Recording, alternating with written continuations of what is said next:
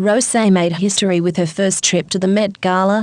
You never forget your Met Gala debut, and 2021 saw a host of new attendees grace the Metropolitan Museum of Art. One of the brightest stars to join the fun was K-pop superstar Rosé. As 1/4 of the record-breaking girl group Blackpink and a solo artist whose album, dropped earlier this year, Rosé is pop royalty. Still, even she was nervous while preparing for her first trip to the event. She offered a few tongue-in-cheek predictions about what the night might have in store. "My expectation is for me to totally black out and get nervous and freeze," she shared with Vogue while getting ready at the Peninsula Hotel.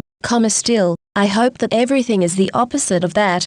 Thankfully, Rosé had nothing to worry about. As a Saint Laurent ambassador, she arrived on the carpet dressed in one of Anthony Vaccarello's slinky LBDs and a crystallized choker covered in lacquered four-leaf clovers for good luck. Once inside, she mingled with Rihanna and enjoyed Justin Bieber's surprise performance. "I never thought I would actually attend one myself," she said. "It's almost like Coachella. When they told us, 'You guys are performing for Coachella,' and we were like, 'What? We aren't just going to watch.'